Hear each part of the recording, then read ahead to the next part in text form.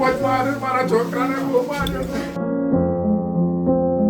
જાતે પીએ તો બંધ કરે છે. લેડીઝ મેડમ છે શું કહે છે? એમાં શું કહે છે? તમે ચોરી કબૂલ કરો કાં તો ચોર લાવો કે છે. સમાધાન અત્યારે મને સરપંચ સાહેબ નો ફોન આવ્યો તો કશું કહેજો ના એવું કહ્યું.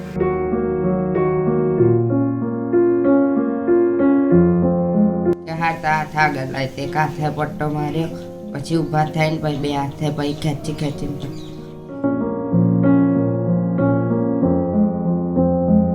આની ઉપર સસ્પેન્ડ કરવામાં વાર કેટલી લાગે અને એને છાવરવા માટે સરપંચને પ્રેશર કરે, પોલીસ પીઆઈ સરપંચને પ્રેશર કરે, એના મા બાપને પ્રેશર કરે.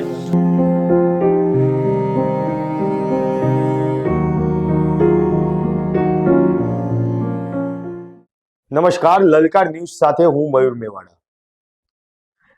પોલીસની દરેંગીરીની અનેક કિસ્સાઓ અત્યાર સુધી આપણે સાંભળેલા છે. અનેકવાર એવા કિસ્સા સાંભળ્યા છે કે પોલીસે કોઈ નિર્દોષ વ્યક્તિને માર માર્યો હોય, પોલીસે શંકાના આધારે કોઈ આરોપીને પકડ્યો હોય અને તેને ઢોર માર માર્યો હોય. અનેક કિસ્સા અત્યાર સુધીમાં સામે આવ્યા છે. પરંતુ શંકાના આધારે 9મા ધોરણમાં ભણતા વિદ્યાર્થીને પોલીસ દ્વારા પકડવામાં આવ્યો અને તેને ઢોર માર મારવામાં આવ્યો. આજે એ જે વિદ્યાર્થી છે, એ જે બાળક છે, તેની હાલત છે કે જે અત્યારે ખૂબ ગંભીર કહેવામાં આવી રહી છે. અને આ જ ઘટનાને લઈને ભાજપના 2 ધારાસભ્યો આજે પોલીસની સામે પડ્યા છે. કઈ જગ્યાની આ ઘટના છે, કઈ જગ્યાએ પોલીસે આ માનવતા ભૂલી ગઈ છે, એ તમામ મુદ્દે ચર્ચા કરીશું. પરંતુ એ પહેલા અમારા આ વિડીયોને લાઈક, શેર અને અમારી ચેનલને સબસ્ક્રાઇબ કરવાનું ભૂલશો નહીં.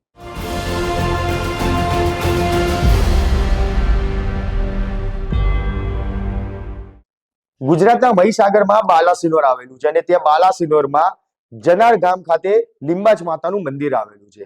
આ લીંબાજ માતાના મંદિરમાં ચાંદીના પાદુકા જે માતાજીના બનાવવામાં આવ્યા હતા, તે ચાંદીના પાદુકા ચોરી થઈ ગયા હતા. માતાજીના પાદુકા જે ચોરી થયા ત્યારબાદ આ ચોરીનો જે આક્ષેપ છે તે 9મા ધોરણમાં ભણતા એક વિદ્યાર્થી ઉપર કરવામાં આવ્યો. વિદ્યાર્થી ઉપર આક્ષેપ કરવામાં આવ્યો ત્યાં સુધી તો બરોબર, પરંતુ પોલીસે આ વિદ્યાર્થીને જ્યારે પોલીસ સ્ટેશન બોલાયો અને ત્યારબાદ પોલીસ દ્વારા આને ઢોર માર મારવામાં આવ્યો, તેને દબાણ કરવામાં આવ્યું કે તું આ ગુનો છે તે કબૂલી લે. એટલે ખોટી રીતે પોલીસ આ આખા કિસ્સામાં જે આરોપી, સાચા આરોપીને પોલીસ પકડી ના શકી, એટલે ખોટી રીતે આ જે વિદ્યાર્થી છે તેની ઉપર ચોરીનો આરોપ છે તે મૂકી દેવામાં આવતો હતો. આ વિદ્યાર્થી કે જે મંદિરની અંદર કચરા પોતું કરવાનું કામ કરે છે અને સાથે સાથે પોતે ભણી બી રહ્યા છે. ખૂબ ગરીબ પરિવારમાંથી આ દીકરો આવતો હતો અને ક્યાં જ એનો જ લાભ પોલીસ લેવા રહી જતી હોય તેવું લાગી રહ્યું છે. કારણ કે સાચા આરોપી સુધી પહોંચવાની પોલીસની કદાચ પહોંચી નથી શકતી. પોલીસના રડારની બહાર એ આરોપી લાગી રહ્યો છે અને એટલા માટે પોલીસ ખોટી રીતે આને ફસાવવાનો પ્રયત્ન કરતી હોય તેવા આક્ષેપ હાલ તો પોલીસ ઉપર લાગી રહ્યા છે. આ વિદ્યાર્થીને ત્યાં જે બાલાસિનોર તાલુકા પોલીસ સ્ટેશન છે, તે તાલુકા પોલીસ સ્ટેશનના પીઆઈ યાદવ દ્વારા ઢોર માર છે તે મારવામાં આવ્યો છે. હું યાદવ સાહેબને સવાલ કરવા માંગુ છું કે યાદવ સાહેબ, શું તમારી માનવતા મરી પડવાની હતી? એકવાર આ બાળકના સામે તો જોવું હતું તમારે. કદાચ એને ચોરી પણ કરી હોય ને તો પણ આ પ્રકારે તેને ઢોર માર મારવામાં ન આવવો જોઈએ. તમારે ક્યાંક માનવતા રાખવાની જરૂર હતી. છતાં હજી સુધી આરોપ તો સાબિત થયો નથી. આ બાળકે પોતાનો ગુનો કબૂલ્યો નથી, તેમ છતાં તેને આટલો ઢોર માર મારવામાં આવ્યો છે. એવી તો કેટલી સત્તા પોલીસને આપી દેવામાં આવી કે આટલા જે બાળક છે તેને આવો ઢોર માર મારવામાં આવ્યો.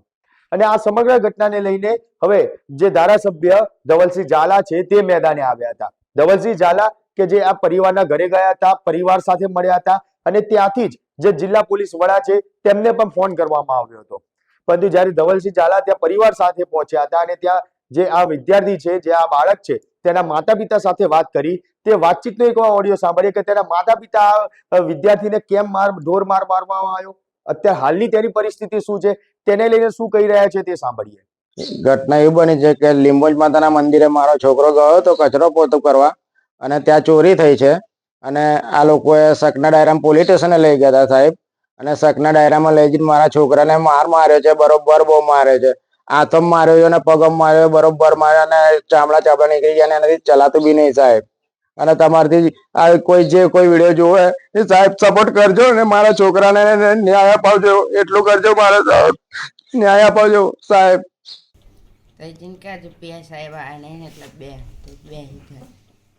તો પછી પીઆઈ સાહેબ આવ્યા પછી શું થયું? પછી એમના ઓફિસમાં લઈ ઓફિસમાં લઈ ગઈને પછી આ કે પેલી ઓફિસે લઈ જઈએ સાહેબની ઓફિસ. તો ઓફિસમાં લઈ ગઈને પછી કહેતા કે તું જ લઈ જાઓ, બધા એમ કહે છે તું જ લઈ જાઓ. મેં કહું મેં નથી લીધું, તો કે ના લઈ જાઓ. પછી કે બધા ટ્રસ્ટને એમ કહે છે તો તું જ લઈ જાઉં છું, જે ચાવી બમણને અને તારી જોડે રહે છે. પછી પછી મેં કહું નથી લીધું, કે ના તે જ લઈ જાઉં, કચરો નહીં વાળ્યો. પછી કે હાથ આગળ લાવી તે હાથે પટ્ટો માર્યો. પછી ઊભા થઈને પછી બે હાથે પછી ખેંચીને પટ્ટો. પછી બીજો કઈ મારે પગમાં માર સાહેબ, બેને મારે સાહેબે પછી પગમાં માર. કયા સાહેબ? બેને માર પીઆઈ જાતે અને પગમાં સાહેબે માર. સાહેબને તું ઓળખું છું? એમનું નામ નહીં ઓળખો. ધવલસિંહ ઝાલા જ્યારે ત્યાં પહોંચ્યા અને ત્યાં ગાડી જિલ્લા વડા સાથે ટેલિફોનિક વાતચીત કરી હતી. તે ટેલિફોનિક વાતચીતની અંદર જે આખો ઓડિયો છે તે સામે આવ્યો છે, આખો વિડીયો તે સામે આવ્યો છે. ત્યારે ધવલસિંહ ઝાલા અને જે ત્યાંના જે એસપી છે તેમની વચ્ચે જે વાતચીત થઈ રહી છે તે વાતચીતમાં એસપી અને ધવલસિંહ ઝાલા એકબીજા જોડે શું વાત કરે છે તે પહેલા સાંભળી લઈએ. બરાબર, છોકરાના ઘેર જ લાઈને વાત કરવાની. છોકરા કાંઈ બહુ જ મારે, તમે નિર્ણય કરો. સાંભળો કામ. બહુ જ મારે, મારા છોકરાને બહુ માર્યો. લઈને આવ્યો ને તને એને આગળ પાછળ બધું ફાટી ગયું. કોણ તમને દબાણ કોણ કરે છે? જાતે પીઆઈ દબાણ કરે છે, લેડીઝ મેડમ છે. શું કહે છે? એમાં શું કહે છે? તમે ચોરી કબૂલ કરો કાં તો ચોર લાવો કે છે. છોકરાને એવું કહે છે અને બીજી ચોરીમાં બી તમને હું નાખી દઈશ અંદર. એ તો ખરું સમાધાનમાં. સમાધાન અત્યારે મને સરપંચ સાહેબનો ફોન આવ્યો તો કશું કહેજો ના એવું કહ્યું.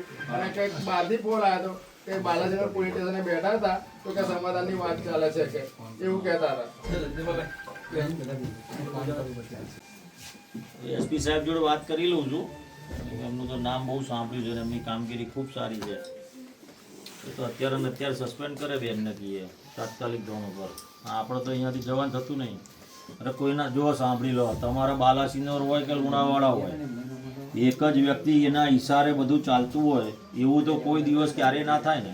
બે જમાદારે બી મારે તો પોલીસ સ્ટેશનનો વહીવટ પોલીસની જગ્યાએ બીજા લોકો કરતા થઈ ગયા હોય તો એવી ગુલામી તો આ દેશ આઝાદી પછી તો ના હોય ને. તારે બેન આટલું બધું પાવર કરે, પગ ઉપર મૂકીને છોકરાને માર્યો, એનો ઇન્ટરવ્યુ તમે જુઓ. હજુ પોલીસ કોઈ એક્શન નહીં લીધું. આ એક સેકન્ડ ના થાય કે આની ઉપર સસ્પેન્ડ કરવામાં વાર કેટલી લાગે. અને એને છાવરવા માટે સરપંચને પ્રેશર કરે પોલીસ, પીઆઈ સરપંચને પ્રેશર કરે, એના મા બાપને પ્રેશર કરે. તમે સાહેબનું ધ્યાન દોરજો, એસપી સાહેબ. હર્ષ સંઘવી એક વાત ચોક્કસ કહી રહ્યા છે કે ગમે એવો ચમરબંધી હશે એને છોડવામાં નહીં આવે. પરંતુ સાહેબ આજે આ બાળકે ગુનો ખરેખર કર્યો છે કે નથી કર્યો તે સાબિત નથી થયો અને તે પહેલા તમારી પોલીસે આ બાળકને ઢોર માર માર્યો છે. કદાચ માનો કે આ બાળકે ગુનો કરી લીધો હોય તેમ છતાં પણ જે નિર્દયતાથી તેને માર મારવામાં આવ્યો છે, તેના હાથ પગ ઉપર જે રીતે પટ્ટા મારવામાં આવ્યા છે, આ કેટલું યોગ્ય છે? આ પોલીસ સામે હવે તમે કેવા એક્શન લેશો?